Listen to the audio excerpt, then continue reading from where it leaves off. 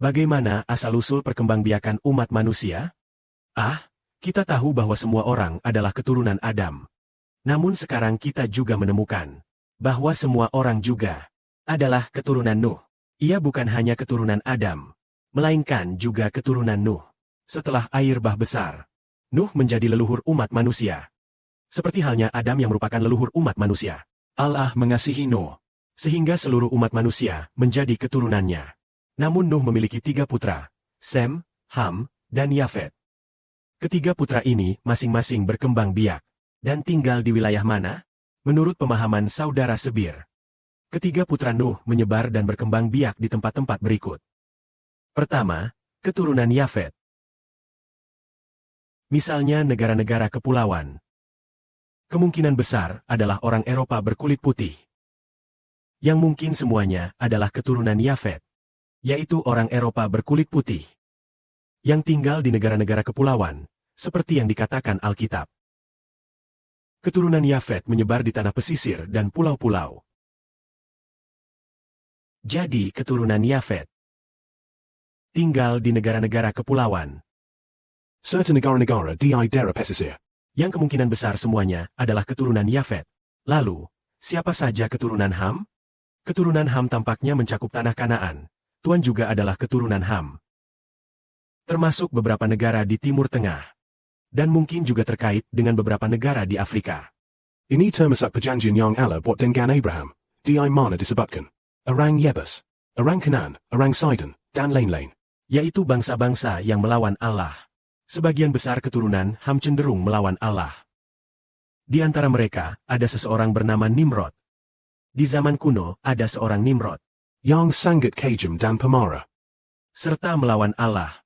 Secara umum, keturunan Ham seringkali merupakan bangsa-bangsa yang melawan Allah. Misalnya, Niniwe, yaitu Babel. Di sini dikatakan bahwa ia membangun Niniwe, Asyur, dan kerajaan-kerajaan tersebut. Semuanya melawan Allah. Bahkan Sidon, Yebus, Amori, Filistin, Kaftor, semua bangsa ini terkait dengan keturunan Ham. Keturunan Ham bahkan mencakup Sodom dan Gomora.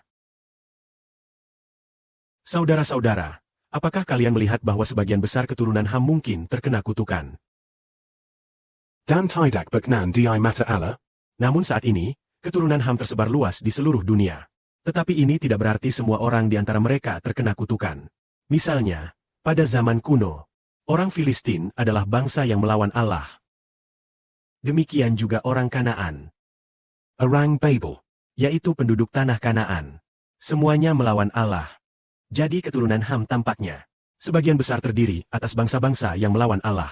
Wilayah tempat tinggal mereka terutama berada di sekitar tanah Kanaan. Lalu, dari keturunan siapakah bangsa Tiongkok?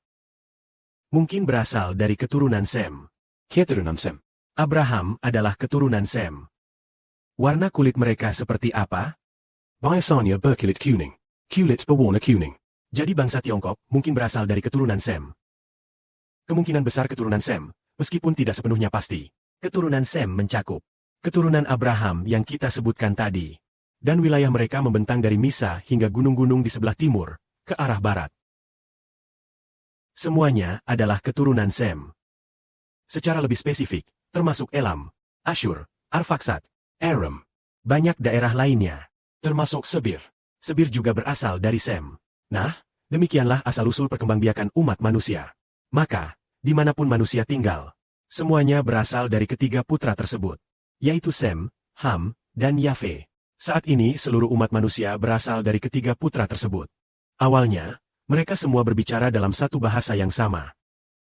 Mereka berasal dari satu bangsa yang sama. Mereka semua adalah keturunan Nuh. Mereka berencana membangun sebuah menara di suatu tempat. Tempat itu disebut Tanah Sinear, yaitu wilayah yang sekarang kita kenal sebagai Babel, Babilonia. Mereka tidak ingin tersebar. Maka Tuhan mengacaukan bahasa mereka. Sehingga mereka tersebar ke seluruh dunia. Mengapa mereka harus tersebar? Karena kehendak Tuhan adalah agar manusia di seluruh dunia berkembang biak dan bertambah banyak, memenuhi seluruh bumi. Sejak saat itu, muncullah berbagai bahasa di dunia, seperti bahasa Tionghoa, Arab, Inggris, dan berbagai bahasa bangsa-bangsa lainnya. Tuhan memberikan kepada setiap bangsa Setiap negara bahasanya sendiri. supaya setiap bangsa dan negara dapat berkembang biak dan menyebar ke seluruh penjuru dunia, seperti yang terjadi hingga hari ini. Biarlah kemuliaan diberikan kepada Bapa Surgawi, Tuhan kita.